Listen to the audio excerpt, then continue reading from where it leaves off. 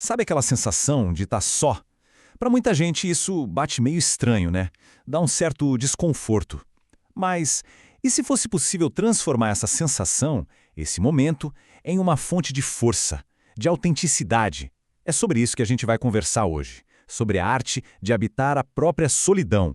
E a gente já começa com a grande pergunta, né? Por que ficar em silêncio, na própria companhia, pode ser tão angustiante? A resposta, como a gente vai ver, talvez não tenha tanto a ver com a ausência dos outros, mas sim com a presença de algo dentro da gente. Bom, para entender essa angústia, primeiro a gente precisa olhar para fora. Vamos falar de um conceito que a gente pode chamar de a ilusão do outro. É aqui que, muitas vezes, sem perceber, a gente planta a sementinha do desconforto com a solidão, nas expectativas que criamos sobre as outras pessoas. Pensa bem, muitas vezes a gente entra num relacionamento esperando, talvez até sem admitir, que a outra pessoa valide quem a gente é. O tempo todo. Que a presença dela seja tipo um escudo, sabe? Nos protegendo dos nossos próprios vazios.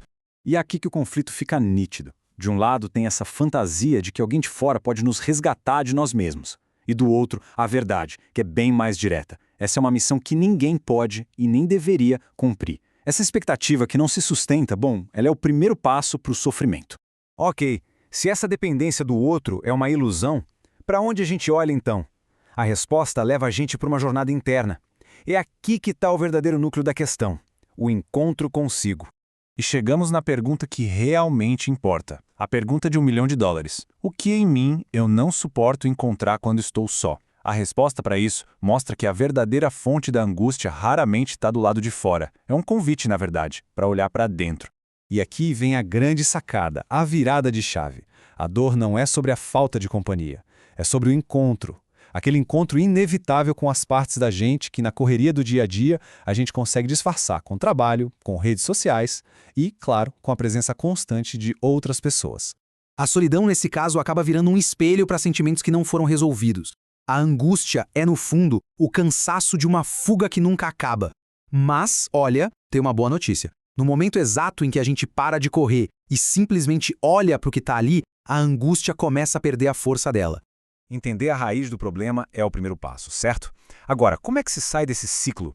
A jornada que vem pela frente é uma transformação e tanto. Sair de um estado de necessidade para chegar num estado de pura escolha. É importante deixar isso bem claro. O objetivo aqui não é o isolamento, de jeito nenhum. É redefinir a base dos nossos relacionamentos. A meta é chegar naquele ponto em que a gente busca a companhia de alguém, não como um refúgio, mas como uma escolha, um desejo genuíno de compartilhar a vida. Então, como é que a gente faz isso na prática? O caminho se abre em 4 passos. Primeiro, aliviar o peso que a gente coloca nos outros. Depois, cultivar a coragem de olhar para dentro. O terceiro passo talvez seja o mais libertador de todos: aceitar a própria incompletude. E essa aceitação que leva a gente para o destino final, a liberdade de escolher em vez de precisar.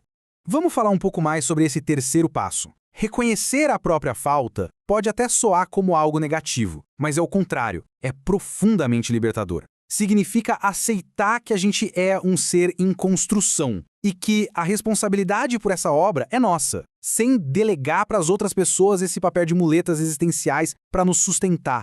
Quando a gente segue esse caminho, uma coisa quase mágica acontece. A solidão deixa de ser aquele monstro que a gente teme e se transforma numa habilidade, uma verdadeira forma de arte. E qual é o resultado dessa jornada toda? Quando se aprende a habitar o próprio espaço sem desespero, os relacionamentos se transformam. Eles ficam mais leves, sabe? Livres daquele peso de terem que nos salvar. E finalmente se tornam autênticos, baseados no puro desejo de estar junto, e não na necessidade. Essa nova base redefine tudo, até mesmo o amor. Ele deixa de ser uma busca desesperada para preencher um vazio e floresce em algo muito mais profundo. Uma verdade que é compartilhada entre 2 pessoas que são, por si só, inteiras. E para fechar, fica aqui uma provocação para a gente pensar. E se esse caminho que tanta gente evita, a solidão, for na verdade a estrada direta para a nossa liberdade? Não só a liberdade emocional, mas a liberdade de construir laços que são finalmente de verdade.